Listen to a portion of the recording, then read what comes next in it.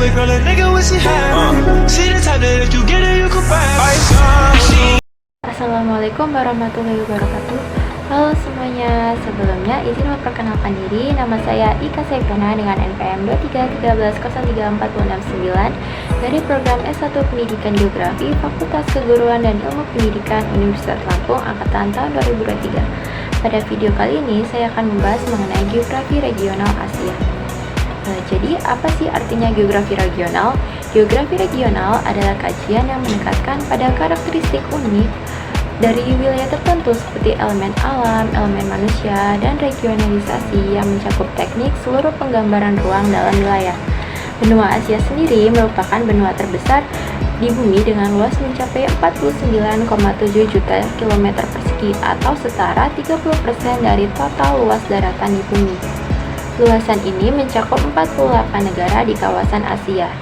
Melansir dari World Data, benua Asia juga merupakan benua dengan populasi terbesar di dunia, yaitu berkisar 4,66 miliar jiwa atau setara 59,5% populasi di dunia. Agama terbesar di Asia adalah Muslim, yaitu dianut oleh 1,1 miliar jiwa atau setara 25% dari total populasi di kawasan tersebut.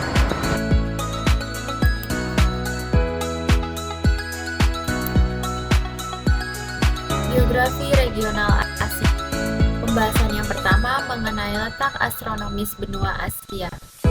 Secara astronomis, benua Asia terletak pada 26 derajat bujur barat sampai 170 derajat bujur timur dan 80 derajat lintang utara sampai 11 derajat lintang selatan.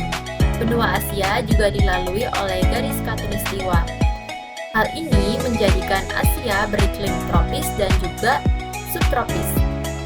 Selain berdampak pada iklim, letak astronomis juga berdampak pada mata pencarian penduduk Asia yang didominasi oleh sektor agraris.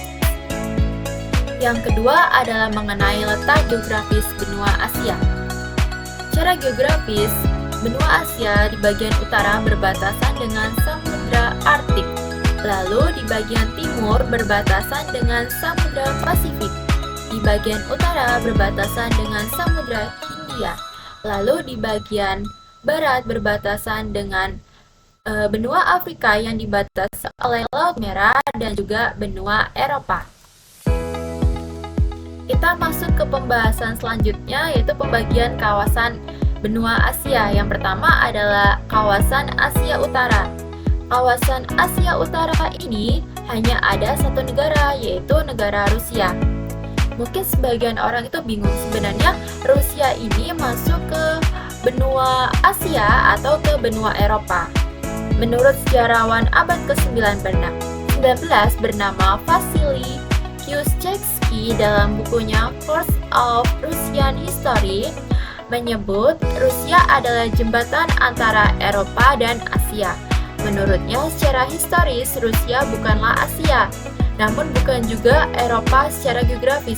Moskow, ibu kota Rusia, adalah transisi perantara atau jembatan antara dua dunia, yaitu Eropa dan Asia. Selain itu, Kyushchevsky juga menyampaikan budaya yang dimiliki Rusia tidak bisa dilepaskan dari Eropa. Hanya saja kondisi alamnya selalu menarik keluar negara ini ke Asia. Jadi dapat dipahami sejatinya posisi Rusia memang tidak bisa dipisahkan antara benua Asia maupun Eropa. Secara wilayah mereka dominan di Asia, sedangkan dalam aspek penduduk dan budaya mereka cukup condong ke Eropa. Lalu kita masuk ke kawasan Asia Tengah yang terdiri dari negara Kazakhstan, Uzbekistan, Turkmenistan, Tajikistan, dan Kirgistan. Asia Tengah merupakan kawasan yang sebagian besar ditutupi oleh padang pasir. Asia Tengah juga bisa dikenali dari iklim yang dimiliki, yaitu beriklim tropis kering. Etnis paling banyak di kawasan Asia Tengah adalah Kazakh, Tajik, Turkmen, Uzbek, dan Kirgiz. Hampir semua etnis tersebut menggunakan bahasa yang berhubungan dengan bahasa Turki. Namun hanya etnis Tajik saja yang menggunakan bahasa yang berbeda, yaitu bahasa Persia. Untuk agama, Sebagian besar negara di kawasan Asia Tengah menganut agama Islam dan merupakan tempat awal peradaban Islam. Karena itu, mayoritas masyarakat di Asia Tengah menganut agama Islam Sunni. Sedangkan budaya di kawasan Asia Tengah berada atau berbatasan dengan Rusia serta Timur Tengah. Karena itu, wilayah Asia Tengah memiliki budaya yang hampir mirip dengan Timur Tengah dan Rusia. Kita masuk ke kawasan Asia Timur yang terdiri dari negara Mongolia, Tiongkok, Hong Kong, Macau, Taiwan, Jepang, Korea Selatan, dan Korea Utara. Di kawasan Asia Timur ini ada negara yang memiliki nama sama, namun berbeda, yaitu negara Korea Utara dan juga Korea Selatan. Dulunya, Korea Utara dan Korea Selatan merupakan satu negara, namun mereka berpisah karena terjadinya perbedaan ideologi. Di sini juga ada negara Jepang yang sering sekali terjadi gempa yang berdampak juga pada tsunami. Hal itu terjadi karena negara Jepang berdiri tepat di atas sambungan lempeng-lempeng tektonik cincin api Pasifik atau Ring of Fire. Kita masuk ke kawasan Asia Barat yang terdiri dari negara Georgia, Azerbaijan, Iran, Irak, Kuwait, Uni Emirat Arab, Oman, Yaman, Arab Saudi, Israel, Yordania, Lebanon, Suriah, dan Turki. Secara geografis, letak Asia Barat sangat strategis karena berada di antara dua benua besar, yaitu benua Eropa dan benua Afrika.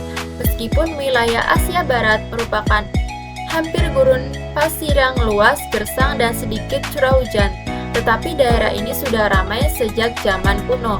Kawasan Asia Barat sebagai jalur penghubung perdagangan jalur sutra dan juga memiliki komoditi ekspor yang tidak dihasilkan oleh negara-negara di benua lainnya. Kita masuk ke kawasan Asia Selatan yang terdiri dari negara Afghanistan, Pakistan, India, Nepal, Bhutan, Bangladesh, dan juga Sri Lanka. Secara geologis, sebagian besar daerah ini dianggap sebagai anak benua karena mempunyai lempeng tektonik sendiri, yaitu lempeng India yang terpisah dari bagian Eurasia lain, dan dulunya merupakan benua kecil sebelum bertumbukan dengan lempeng Eurasia. Bahkan hingga kini lempeng India masih terus bergerak ke arah utara sehingga mengakibatkan pegunungan Himalaya semakin tinggi beberapa sentimeter setiap dasawarsa.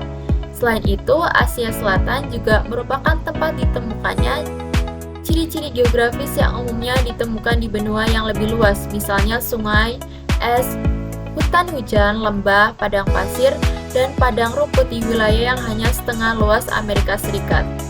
Penduduk Asia Selatan mempunyai ciri-ciri istimewa yang membedakan mereka dari kawasan Asia lain.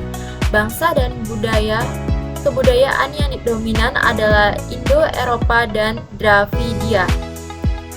Para penduduknya juga mempunyai kedekatan yang lebih dengan Eropa dibandingkan dengan wilayah lainnya, kecuali di plato Iran dan Kaukasus. Asia Selatan merupakan salah satu kawasan yang terpadat penduduknya di dunia, sekitar 1,6 miliar jiwa tinggal di kawasan ini, sekitar seperempat dari seluruh penduduk dunia. Kepadatan penduduk di Asia Selatan sebesar 305 jiwa per kilometer persegi, sama dengan 7 kali rata-rata dunia. Di Asia Selatan ini ada negara Pakistan dan India yang dulunya merupakan satu negara. Namun karena perbedaan agama di mana Pakistan didominasi oleh agama Islam sedangkan India didominasi oleh agama Hindu, menyebabkan negara ini berpisah. Kita masuk ke kawasan Asia Tenggara yang terdiri dari Myanmar, Laos, Thailand, Vietnam, Kamboja, Filipina, Brunei Darussalam, Malaysia, Singapura, dan juga negara tercinta kita, Indonesia. Kawasan Asia Tenggara atau ASEAN merupakan singkatan dari Association of Southeast Asian Nations yang berarti asosiasi negara-negara di kawasan Asia Tenggara.